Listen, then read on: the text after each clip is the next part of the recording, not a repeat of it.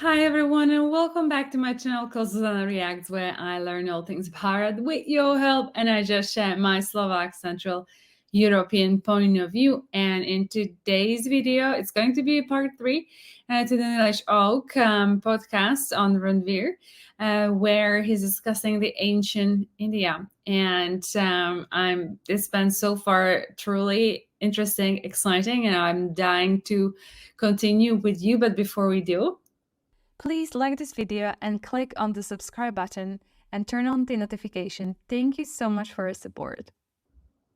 Okay, so let's just continue where we left off. You hear of an earthquake. Immediately, 3 questions typically come to our mind. If you ask any one of these, they will say the same thing.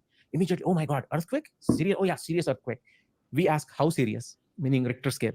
We say, where did it happen? And we say, when did it happen? Think of this, the Mahabharata war, as a genetic earthquake. Interesting. How serious it is? 16:1 or 5:1. That is the Richter scale, genetic scale. When did it happen? 7,500 years ago. Where did it happen? India. And the West knows that it happened, but they don't know why. Now, the effect that you see on Europe, if I have those additional plots, I will show you that dip that happens, or the change that happens in Europe, is not in 7,500 years ago. It is about 2,000 to 3,000 years afterwards. Now, you tell me what happened. That the same descendants eventually gradually migrated out of India. Bingo. Uh-huh. That is, these are the post-Mahabharat migrations. Now, is this just a guesswork? Of course, here genes is telling us, but it's not a guesswork. We have the evidence not only for human beings, we have evidence for a migration of cows. The Zebu cows going to Middle East and further, and those times are 3000 BC, 2000 BC. The domestic mouse, this is something fascinating, I'm saying for all Indians, but jokingly I say people from UP also, because you take the gene pool of the mouse, the domestic mouse, and what is the importance of domestic mouse? It's directly connected with agriculture. Establish agriculture, because that's where it survives and stays, right? In farms and in the houses, nearby houses, in our houses, going around, stored grains and so on. There are many varieties of domestic mice, but let's say there are 3-4 main varieties. They have gone all around the world. Okay. But if you start back to the future, kind of backwards, and start going back after the gene, who is the father of this mouse and who is the father of this mouse and so on, it ends up in India, and within India it ends up in UP. This is a Bonhomie paper 2007. There are multiple papers. That domestic Indian mouse is seen as far as South France and Israel. Ramayana times 12,000 BC, Mahabharata times 5,500 BC, and afterwards. Wow. Mouse did not just fly and say, let me take a vacation in Switzerland. It went with the migrations. wherever the humans went. Where the human beings. Wow. Okay. Kind of a devil's advocate style question. I get that even genetic studies point towards an outward migration from India. This has been the case that even a genetic scientist brought on the show. So it's not just you as a historian. Right. It's an actual scientist also who said the same thing. My other question is that when we talk about India, okay, we usually visualize the Indian map. Some people might visualize the Akhand Bharat map, which is Pakistan, Sri Lanka, Bangladesh. Now, when you're talking about Mahabharat, this is the first time I've actually heard someone on the show visualizing a map of ancient Bharat that spreads from Indonesia right up till Syria. Now, Syria is like, these are the outskirts, but the folks have come and participated in the Mahabharat war. But even their names, for example, Iraq, the Bhagadatta is a Sanskrit name. For Baghdad. Yeah, for Baghdad. Actually, do you know how they say Baghdad? Baghdad, and that's and by the way, the narration of that Prague Jyotishpur, which is where Bhagadatta was from, is very consistent how it is to the west of India in Mahabharata, but also in the Ramayana. We spoke about how ice ages are part of the Earth's history. Correct. And in that, in the last podcast, we spoke about how in the Ramayan, when they've described the West, they've described the Alps as the edge of the West. Correct. Right? I don't know if there's something. That's correct. I am assuming that again, Europe, North America were not habitable at that point. Correct. Because of that Earth's tilt that we spoke about. Tilt and the shift of the pole and all that. Yeah. Right. Yeah. So it was just too cold for human beings to be there. Correct. So perhaps this entire stretch from Syria to Indonesia, while as Indians, we're very proud that, this was Bharat, and it becomes a source of pride. Correct. When you detach yourself from the emotions of being Bharati or being Indian, and just look at yourself as a human, no different from the humans in Pakistan or Iraq or Syria. Absolutely. Because they're very different from us in many ways culturally. Yes. It's a way of saying that this ancient culture was spread across this strip because it was the only habitable. That is the right way to say. Therefore, I say once you go beyond 2000 BC, they are us, in the sense that there is no they out there. Okay. See, now the extreme left has already switched off from this podcast. The extreme right is rejoicing in joy, saying that, dekho, Sanatan Dharm hi ultimate hai. But that's an over emotionalization of the same human concept. Yeah. And if they read Mahabharata, then their enthusiasm may be tamed down a little bit further. For example, when Sanjay is describing the whole entire Prithvi, so to say, to Dhritarashtra just before the war, in some context, to distract Dhritarashtra. Maybe he's too worried, but doesn't want to change the strategy. He is saying there are lands. For example, there is a reference to Hari Varsha. He says it's better than Bharata Varsha. And in what way? The people are more relaxed, people are more beautiful, the ladies are beautiful, more fruits, fresh fruits, fresh air, better air, so on and so forth. When the descriptions of Patal come, South America, the Bhagavad Puran also will say, oh, their life standards is much better than ours. Our narrators are very objective. Ancient narrators are very objective. So there is no point taking a false pride. Hum Sanatani. Yeah. It's why we need to you need to view these conversations as a student of human history rather than Sanatani history. Yeah. Anyway, as a human history, for example, when I go to, I've been lucky, with the exception of, I would say, New Zealand and Australia. I've been to practically all places around the world, thanks to the companies I work for and my luck, And every place I go, I make personal relationships. Yeah. Meaning, I go to Italy right now. I know 10 friends of mine who were my colleagues 20 years ago, but I can still go to their house and actually have a pasta made in the house. Same thing in China. My friends in China will take a time off if I go there, because my Chinese is very bad, 5 sentences maybe, and actually travel with me. And when you start interacting with them, you realize no difference. Actually, they will give life for you. I mean, that's the kind of relationships you build. Yeah. There are a couple of questions I have for you. One is about the Younger Dryas impact theory and the effect it had on India. And the second one is the Toba explosion now, because you only brought it up. Have either been mentioned in Shastras? Great question. There are descriptions in the Shastras which a creative mind. What are Shastras? Please let me know. Like yours truly can connect with the Toba explosion, but we don't know for sure. I will mention one. Let's take one. There are few. In the Vana Parva of Mahabharata text, there is a sage Markandeya, and he's talking to Pandavas. They are in the Vanavas, and he's talking of ancient history. Now, sage Markandeya is described as someone who has seen many creations. That is how he's described, whatever that means, the metaphorical, esoteric meaning. And he says, oh, in the previous creation, it happened something like this. And when he's describing one of these creation or the destruction, end of some creation, he is, and some other time we can pull these descriptions from Vana Parva, where for verses after verses, it goes how there was a fire everywhere and ash falling from the sky and so on. Now, it's a conjectural evidence. I would love to find additional evidence so that I can connect. Other than that evidence and a Toba explosion, I don't have anything to tell me that how Markandeya was there 70,000 years. Geologically speaking, what happened in the Toba explosion? It was just a massive volcanic ash. Now that is a lake there, because in Sumatra Island, it's called Toba Lake or something, and that was one of the biggest. I mean, on the Google you can see different volcanic eruptions, and Toba comes out the biggest in the last 100,000 years or something. It totally blanketed India, and not just India, beyond India, like Middle East, parts of Middle East, even the Uttara Kuru, Uttara Madra seas. You can see the evidence under the seafloor for this ash layer. So it was a massive event, and people are estimating in different ways. Some people say there was this, what you call a dark winter, or that comes afterwards for 10 years. Others say for 1,000 years. And these are different estimates. How many people survived? That's another one. We don't know that number. All we know is that women died out much more than men because of the graph you just showed. Yes. Studying genetic sciences. Correct. Because you can track back matrilineal lineage, patrilineal lineage. Right. Now, keep in mind, when you go back to 70,000 years, our genetic data also gets weaker and weaker. So although they can draw the graph, there may be 5 samples. I mean, I don't know what was there. Sure. Yeah. I'm just thinking, again, this is just pure hypothesis. Yeah. I am not a woman from 70,000 years ago, so I might be entirely wrong, but I've had girlfriends in my life. And I have noticed that girls tend to feel colder more easily. It's a very basic human thing. Good point. Now, after the Toba explosion, there's a massive volcano, there's ash in the sky. Yeah. It goes down to sub-zero temperatures. The earth becomes freezing cold. Yeah. There's also a fantastic movie called Society of the Snow, which I highly recommend you watch. It's about the Andes plane crash. You know, which Alive, the movie Alive. Yeah, same. But it's a 2023 or 4 ka movie. Got it. They show the same thing, that there are a few women with those guys in that plane who eventually, one of them they've shown passes away because of the cold. So this is just, again, hypothesis that in such cold weather, maybe some of the guys, not even all the guys, some of the tougher guys survived. Yes. And the woman dying because of the cold is more. So when I write the book, when I mention this hypothesis, I will mention your name. No, that's a great point. And you see, the way you thought off the cuff, the way you thought through, that's exactly how you do. Like, I said, hey, what is this another peak? Is it the Parshuram? Is it the Dasharatha Yuddha? But if you notice, I have not immediately made up my mind and just to make some headline, I have just gone and said it is this or that. I don't have evidence, but I can say that with the Mahabharata because the evidence is shouting from all sides. No? Anyone who's with us in this podcast until this point is fascinated by this conversation in the same way that I am. Is fascinated with ancient history. I can vouch for the fact that Randall Carlson has done an episode just like this. He's done multiple episodes with Joe Rogan, but it's in a very similar light. He shows graphs. He has some very similar points to what you're making. Yeah. It's amazing listening to Randall Carlson, Joe Rogan episodes. But he focuses a lot on the younger Dryas impact theory, obviously because it's more centered to North America. Yeah. I am sure this episode ideally should reach him somehow.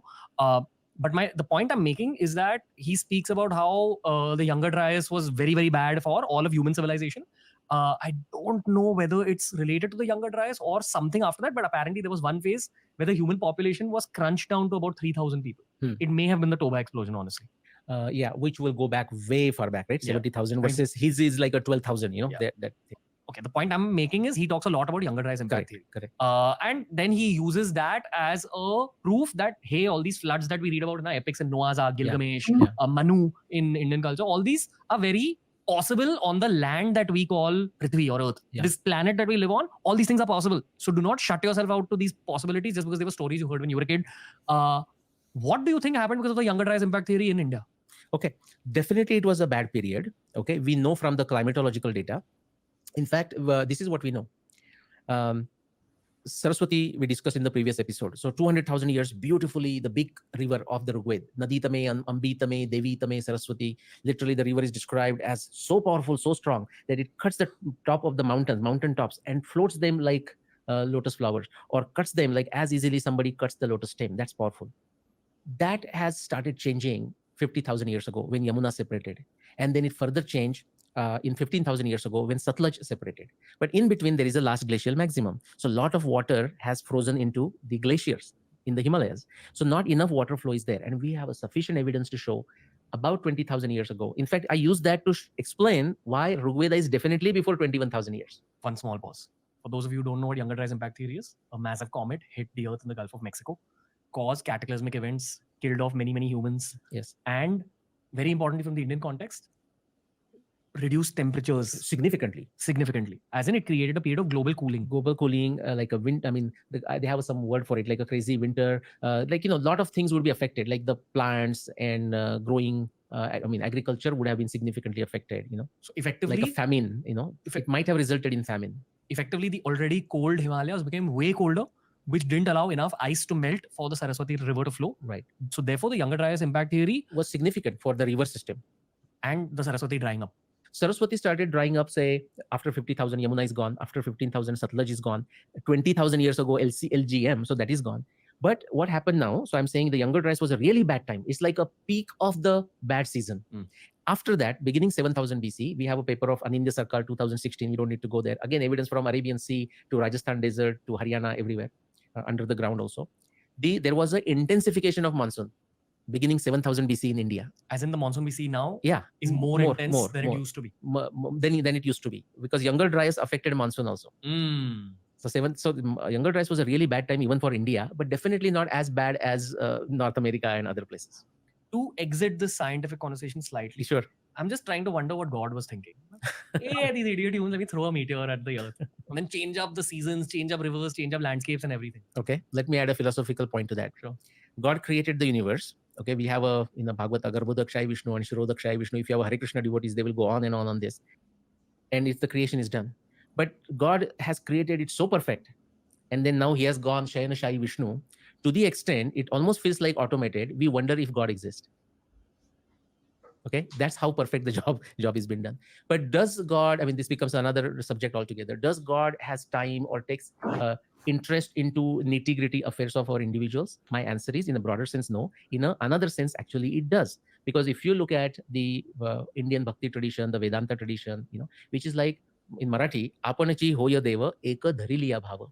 If you start understanding who you are, you realize there is no difference.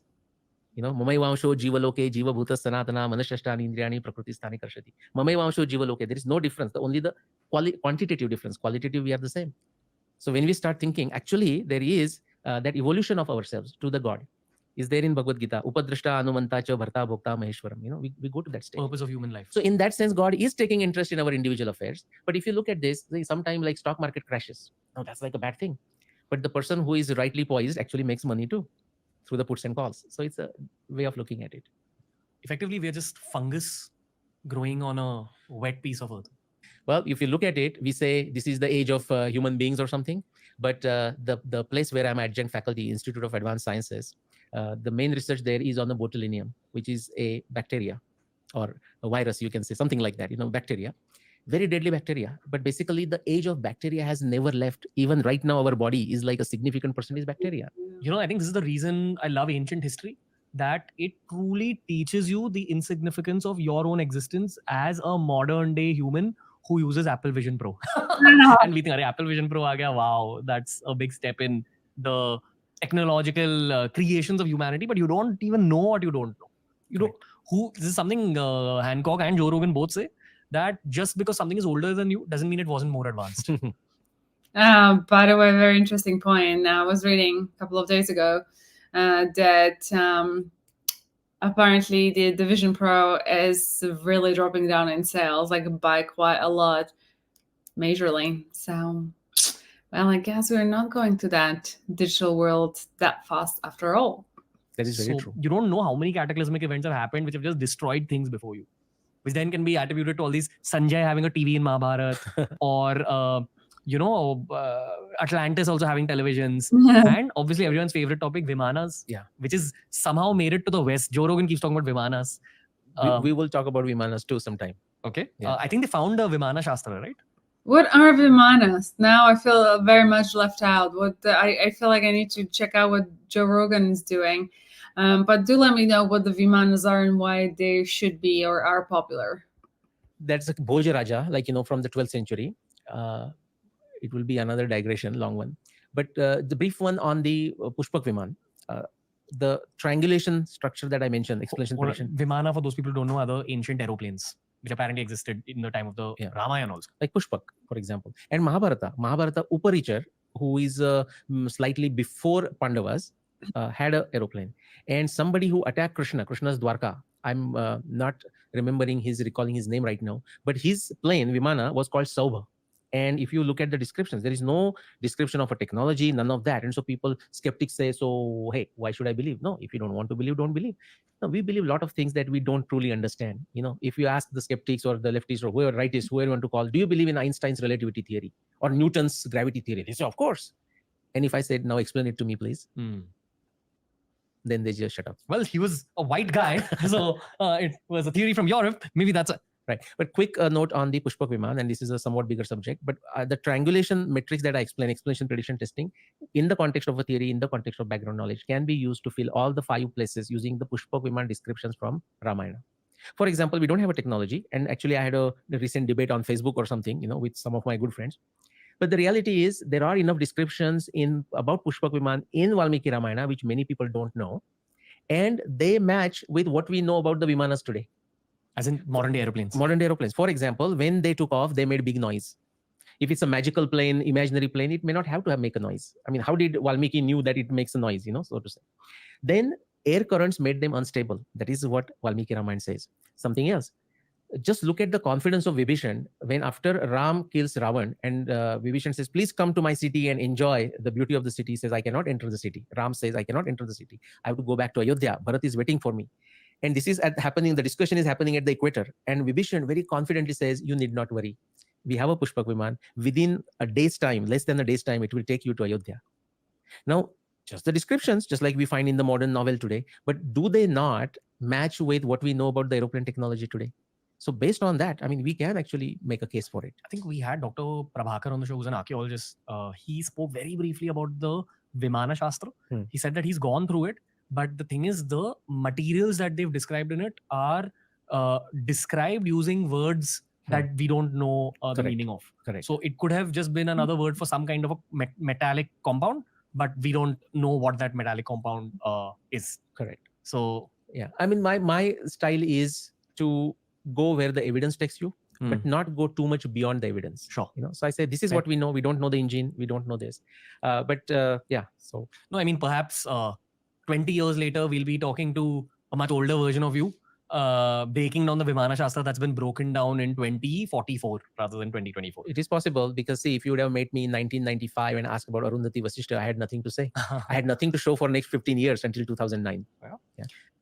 Anyway, let's come back to the Ramayan, because we've spoken a lot about the Mahabharata in today's episode, and I know that there's something about the Ramayan that you wanted to mention. You Yes. told me that before we entered the studio. Right. What's up? Okay. Because, we call Pindi, Marathi we say Pindi to Brahmandi, like whatever you see microscopic, you see the macroscopic, the same structures repeat. Similarly, Galileo. Oh, that's interesting that he's saying, because, in Hermetic principle, so you have as above, so below, as within, so outside. So it's all connected. So interesting. Showed when he pointed his binoculars and telescopes to the sky, he said celestial is equal to terrestrial, because until Galileo, at least in the Western Europe, everyone was thinking that out up there is everything perfect, here it is imperfect. He said no, moon also has bumps like Earth and so on. So celestial is equal to terrestrial. I have used the celestial evidence from Ramayan, Mahabharata to show when did they happen. Now people say, but please show me something on the ground, like the archaeologist. Well, I am an archaeologist, I said. Well, actually there's a lot on the ground. How much evidence, how much you have dug, and how much you have found out, and how much you have dated. If you have done it, I can connect the dots. And this is one of those connecting the dots. So there is a description when Hanuman goes into Lanka and he's roaming around, like comes to near Ravana's palace and Pushpak Viman. He sees that Pushpak Viman is guarded by the soldiers, like Ravana's soldiers, but also by elephants with 2, 3, and 4 tusks. Now, all of us have done elephants with 2 tusks or no tusks because they're removed. 3 tusks, I have seen 1, and that was a genetic abnormality. But 4 tusks, we have not seen it. So what are they talking? So even that was used as a point by those people who don't believe in the historicity of Ramayana to ridicule it. Like, look, anything is written here. What is interesting is if you go back into the area of a paleontology, which is to say, again, the mega fauna, like that. Like mammoths. We have heard about the mammoths. They also became extinct 11,000 BC. But there are these elephant-like creatures. They go with a different name, Stockdon and Gompothere. In fact, I'm going to ask you in a minute to type Gompothere. Now look at the timing there, okay? So it says these Gompothere were there from 2.6 million to 11,700 years. If you look at some other, they say, oh, these like creatures were there 9 million years ago. And I would say the right side of our folks, if you want to use the side, they will say 4-tusked elephants existed 9 million years ago. That's what I know. Now there they accept science, by the way. Therefore, Ramayana happened 9 million years ago. How stupid is that? Okay, like person has given away its Viveka Buddhi. Okay, just because 4-tusked elephants existed sometime doesn't mean Ramayana immediately happened. By the way, this same blunder is been done by many archaeologists when they try to decide the timing of Ramayana, try to decide the timing of Mahabharata. Like suddenly they find a chariot in 2000 BC. They say Mahabharata happened 2000 BC. How stupid is that? Chariot exists even now. Why do we not say Mahabharata happened now? So now we already know from an independent source, by independent I mean Valmiki Ramayana, and tremendous evidence on all fronts, that Ramayana happened 12,209 BC. Now look at the range of it. These creatures did exist until 11,700 years ago, 9,700 BC. That is the Younger Dryas, the mass fauna extinction, mega. And perhaps the drowning of Lanka. Yeah, but these Gompothere were not only in the Lanka, by the way. They were all around the world. Actually, if you look at the map for it, you'll see everywhere they were found. These all Stockton and all these folks. But the point is, they became extinct about 10,000 BC. Bingo. Ramayana happened in 12,000 BC. There is no conflict for a 4-tusk like elephant creatures like existing during the Ramayana times. It is a corroborative evidence. Since this podcast began 5 years ago, I've asked these questions to hordes and hordes of guests. And today is that one day where one of my guests has answered these questions in detail. I think your guest number 615 or 620. Okay. And it took me 620 guests to answer the basic question of, Sir, Mahabharata asal mein hui kya? Well, and what you have learned is never give up. Keep on asking the question, the day will come. God damn, Nilesh Oak. This was too much fun, sir. I have so much respect for the deep dive that you've gone through over the last 30 years of your life almost. Yeah. It's crazy. Need more Indians like you. To actually explore Indian culture and Indian history in this way. That's all I'll say.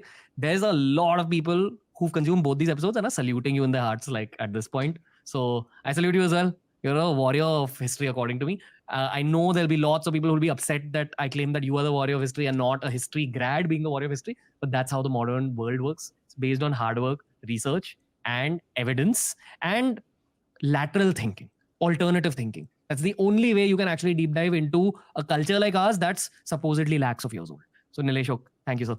And Namaskar. I hope to have you again on TRS. Yes, look. So I believe this is it to the podcast. What a fascinating podcast. I mean, I don't know about you. It's just mind-blowing. And maybe one thing I wanted to ask, because he was kind of trying to defend him. So what is the common consensus on his persona? Because it looks like some might call him pseudoscientist, some might not. So I would love to know what's kind of happening around his persona in India to even start with. To me, he comes across obviously well educated. He's done a lot of research, a lot of work. It's sometimes he talks about the academic community a lot, and sometimes it's really tough crowd to please, and etc. But on the other hand, it's good to have academic discourse and understanding and trying to compare different facts. And this is why I said even previously, it is so hard to really figure out what has happened, because there are just so many variables, but it's nonetheless fascinating. I don't think we can all take history as fact. And my big learnings, obviously, from doing this channel are like, how much do we really do not know? Me coming from my part of the world, not really knowing much about India, knowing about spirituality, but not really outside of that anything else. And it's really fascinating as to, as we evolve, different discoveries are being made, and what else is there to learn, and how that can change the how we see the world, how we understand the world. But with that even being said, I sometimes do wonder how relevant that is, because I think, we're living right here, right now, and we should be concerned and focused on living in the now and striving to be better, because obviously what's in the past we can't really at this point recreate or bring back, and what matters is the way forward, and how we do be and act as human beings towards one another, and the love and kindness that we spread. So but nonetheless, this is always, it's always fascinating, because for me, the reason why it's always fascinating, because you cannot truly know and understand the level and intellect of people in those times, what they knew, what they didn't know. But they were laughing about TVs, etc. But if you are spiritually way more evolved, you don't really need a TV. You use telepathy. There is a whole new thing. So even though for us, what we might think intelligent now, perhaps is a really dumb system. So fascinating. I would love to know what you guys have taken away, like one thing that you have really taken away from that video for you in the comments. And with that being said, thank you so much for watching this video with me. If you did enjoy it, please give a thumbs up, share, like, and subscribe to this channel, and I'll see you in my next video. Until then, please do take care. I am sending much love. Bye-bye.